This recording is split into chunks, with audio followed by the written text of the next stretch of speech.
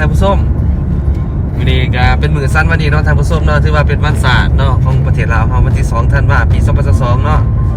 วันนี้ก็บ่มีหยังท่านผู้ชมพาเมียมาเที่ยวคีโรลินเนาะอยู่ที่ปากซองตอนนี้เฮากำลังเดินทางไปปากซองว่าสิไปหากินเฟ้อแซ่บๆอยู่ปากซองอ่ะนะไปเลาะหาเบิ่งหาดเฟ้อแซ่บเบิ่งว่ามันสิอยู่แถวใดเนาะแล้วก็สิไปหากินกาแฟเนาะแล้วก็สิไปหาแบบว่าตากอากาศเย็นๆเนาะ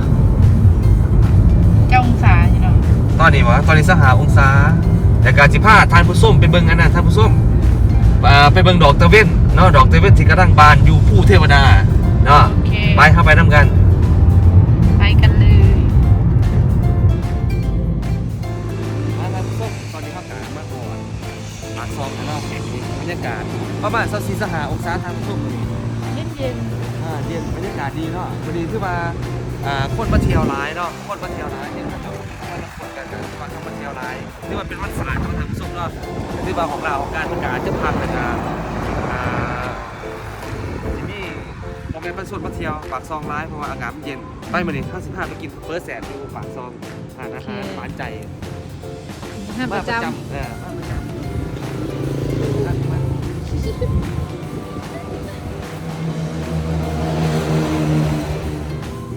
นี่ทางผู้ส้มเฟิร์สเข้ากับมาเสิร์ฟไปเนาะอันนี้มันเฟิร์สแสบเนาะหาดหวานใจอยู่ปากซองด้วยทางผู้ส้มเด้อมา3 บาทแบกกันได้เนาะอยู่หน้าปั๊มน้ำมันปตทพอดีเลยเท่าไหร่ถ้าเมียมาเที่ยวได้ทางผู้ส้มพอดีวันเสาร์เรามาบินปากซอง2 คนเลยเนาะปันให้เพื่อนปันว่าลุย2 คนเลยแฟน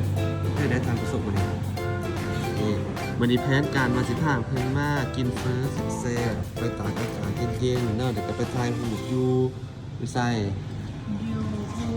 อยู่ภูเทวดาเนาะอยู่กับดอกตะเวนกระดังเบ่งบานเดี๋ยวก็ไปกินกาแฟอยู่หาด1971เนาะ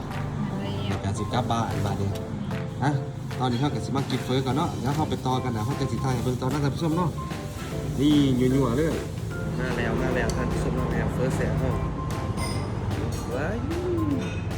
วันนี้พามากินเฟิร์สแซ่บเฟิร์สฮอตๆอากาศเย็นๆอยู่ที่ปากซองท่านผู้ชมเนาะต้นอยู่นี่ก็ประมาณ24-25องศาเนาะซึ่งว่าเขาเบิ่งจากหน้ารถนะประมาณ24-25องศา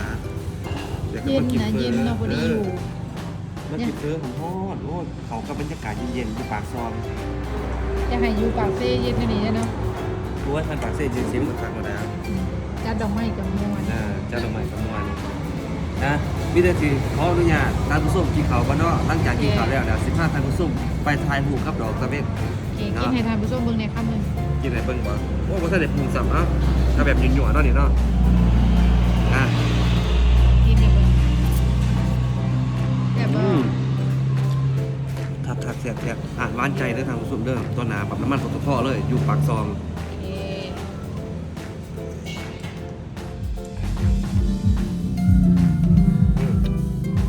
แซ่บเลยโอ้ทางผู้ชมนี่หลังจากที่ว่ากินเฟิร์มมาแล้วเขาก็มาต่อโยเกิร์ตเย็นๆนี่รสลิ้นจี่แล้วก็ดอกละไม้รวมโอ้รสละไม้รวมโอ้เพิ่นขี่ไว้เว้ยคือบางคนปีนี้ไปเที่ยวแล้วเนาะทางผู้ชมมื้อนี้เนาะหุ่นมีแต่รถตู้มาแต่ประเทศเพื่อนบ้านทั้งหมดเนาะโอ้ที่ว่ามื้อนี้เพิ่นมาดินลายแล้วต่อไปนี่เฮาสิไปกินกาแฟอยู่ห้าง1971 CC 1971เนาะแล้วก็สิพาท่านผู้ชมไปถ่ายรูปกับดอกตะเวนเนาะแล้วพอเฮาก็สิกลับเนาะเพื่อว่าตอนแรกเฮาสิมีปาร์ตี้น้อยนึงเนาะที่เฮือนเฮาเอาจะค่ำยั่วๆก่อนนี่รถบางไม้ร่วมท่านผู้ชมกินเฟิร์สแล้วก็มาต่อด้วยนี่ต้องจบไป let's go มาต่อโอเคนะท่านผู้ชมเนาะตอนนี้พอเข้ากะมาฮอดอาหารกาแฟพกไฟฟ้าเก่าเนาะ CC 1971เนาะตายมื้อนี้ท่านผู้ชมแขกได้หลายมื้อนี้นะส่วนใหญ่เป็นแขกเพื่อนบ้านเฮาเนาะแขกมาจากฝั่งไทยเนาะไปมื้อนี้ไปกินหยังกัวสั่งไปเดี๋ยวเฮาสิไปเบิ่งบรรยากาศด้านในนำกันเนาะท่านผู้ชมเนาะตอนนี้เราก็มาขอเก็บเลยอ่ะใส่ยังกูปันดีจะมาก็ได้เอาแล้วตามใจกันนะอยากเอาตัวไหนวะเดี๋ยวบรรยากาศต้องเอาสุดที่ว่าเสียงกันหลายอยู่โอเคมาท่านผ ผู้ชมตอนนี้ผมเข้ากับมะนางรอดทางโกโก้สิ่งนี้เลยหลังจากกินโกโก้กับโกสับแล้วผมเข้ากับสิไปผู้เทวดาต้องทางผู้ชมเนาะทางผู้ชมไปทายดอกเต้าเล็กบริการที่ว่านายทางผู้ชมโอเคโกโก้ห้องมากเลยต้องทานผู้ชมนี่ได้เลยว่า โกโก้นี่เพิ่นมาหาเพิ่นบ่กินกับเพลงครับเพิ่นกินเป็นโกโก้ ขายโกโก้ ปากซองคอฟฟี่ซี1กับ7 1เนาะซึ่งมันเป็นรูปคนฝากกันไม่เห็นวันหลายคนเป็นสมุจักอะไรเนาะสายกินเท่านั้นบัดนี้วันนี้ได้ยังมากสองตัวเนาะคนเดียวดีกว่า เยี่ยมเลย ก่อนจะกิน2คนเราจับสมแล้วไปกินเลยไปเดี๋ยวเขาจะไปต่ออยู่ผู้เทวดามาทำส้มนอกถ้าทำส้มไปเบิ่งประมาณจะเป็น ดีมาอยู่ห่างกันนี่ผู้ดูกันนี่เป็นนางขายมาทำส้มเลยเดี๋ยวมันเกินจะเป็นคนดูกันเนาะ พอเดินปัจจุบัน พ่อได้ขอสิบปีนะพ่อไหนเจาะพ่อไหนสายตาเราบอกเลย นะเดี๋ยวไปเจอกันอยู่ที่ผู้เทวดามาทำส้มเนาะนี่ทานผู้ส้มสำหรับอาหารนี่ไอเดียอันหนึ่งเนาะขั้นว่าแฟนผู้ใดหนอกใจหรือว่ามีผู้สาวอื่นนี่มาหานี่เด้อทางผู้ส้มเด้อจังได๋จังว่ามาหานี่มายืมระเบิดเพิ่นเดี๋ยวไป มายืมระเบิดไปโหลดไปถล่มคนหนอกใจโหลดหรือว่าสิเอาปืนปุ่นก็ได้อันนี้เว้าหยอกเว้ามวนเนาะทางผู้ส้มเนาะเว้าหยอกเว้ามวนกันซื่อๆไปบัดนี้ถือว่าเฮาแล้วเด้อเนาะเฮาสิไปต่ออยู่ที่ผู้เทวดาไปอากาศเป็นจังได๋อากาศเย็นๆบ่บัดนี้ ห้องน้ำก่อนเลย ไปไหมเอาสิถามโอเคเนาะไปจะไปของนำก่อนเดี๋ยวเราจะต่อกันอยู่ที่ผู้เทวดาโอเคเนาะทางผู้ชมเนาะตอนนี้ผมเข้ากับมาฮอดผู้เทวดาเนี่ยเนาะนี่เฮาสิมาเบิ่งดอกเตาเว้นเนาะกำลังบาน แต่ว่า กะมันก็เริ่มเหี่ยวได้น้อยหนึงท่านผู้ชมมันน่าจะบานในอาทิตย์ก่อนเนาะแต่ว่าพอเข้ามาบ่ทันมันก็ได้เหลือน้อยห มา นึง เลยเปล่าเลย มันจะเรือหน่อยหนึงโอเคท่านผู้ชมตอนนี้ผมก็หอดผู้ธรรมดาเลยท่านผู้ชมเห็นว่าดอกตะเวนกำลังบานงามแต่ว่าเฮาสิมาสาหน่อยหนึงเนาะท่านผู้ชมเนาะในความเป็นจริงนี่เฮาหนาจะมาอาทิตย์ก่อนเนาะเพราะว่าเห็นเขาเจ้าทายรูปโลกงามแล้วมันกำลังบานนะแต่ว่านี่ก็จะมีตัวบานแน่ตัวเหี่ยวแน่แต่ว่าก็ยังเหลืออยู่เนาะตัวบานๆนะแต่ว่าสิบ่หลายปานใดแต่ว่าดอกงามนี่มาเบิ่งนี่ดอกงามท่านผู้ชมนี่เอ้ยเป็นตาสะอ่อนเนาะ ดอกไม้ธรรมศาสตร์บ้านอยู่ปากซองเขาเองนี่เนาะเบิ่งสิขออนุญาตเด็ดเด้อดอกหนึงสิให้เมียทานผู้ชมมื้อนี้วันดีวันเสาร์ที่2ธันวาคมมื้อนี้ก็พาจะมาเที่ยววันเสาร์